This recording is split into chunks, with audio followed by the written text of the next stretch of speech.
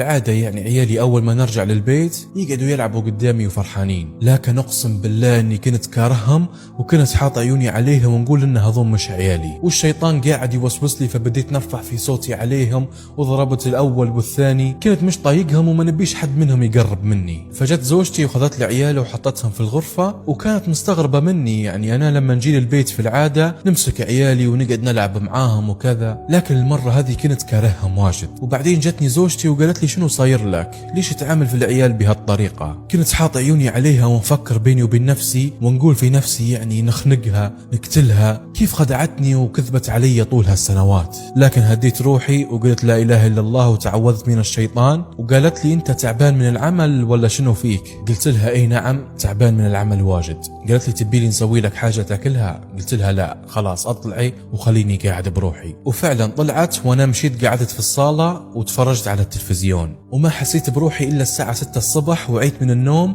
وكانت تجيني احلام وكوابيس في هذيك الليلة. كنت نشوف في نفسي نقتل في زوجتي ونقتل في عيالي وبعدين ننتحر من كثر القهر اللي كان في قلبي. وعيت من النوم مفجوع وطلعت برا للشارع، وبدأت الآن رحلة المعاناة معاي ما بين الشك وكرهي لزوجتي وعيالي. الوضع كان صعب جدا يا جماعة الخير، تخيلوا إن كان في مكانه. المهم بعدها يقول أهملت شغلي وأهملت عملي وما عاد عندي أي نية للعمل خلاص. كنت نطلع كل يوم من البيت ونقول لهم إني ماشي العمل، لكن في الحقيقة كنت نقعد بعيد شوية عن البيت ونقعد نراقب في بيتي لمدة شهر. كنت نستنى هل في حد غريب حيخش عندي للبيت، لكن خلال هالشهر هذا كله لا شفت حد خش عندي للبيت ولا حتى شفت يعني ان زوجتي طلعت برا. المهم حاليا لما جاء الموعد المحدد يعني في المختبر وفحص الدي ان اي اتجهت على طول للمختبر. ونتذكر انه كان قلبي يدق وكنت خايف وفرحان في نفس الوقت. ولما وصلت للمختبر وخشيت عليهم جتني صدمة ما بعدها صدمة. قالوا لي نعتذر منك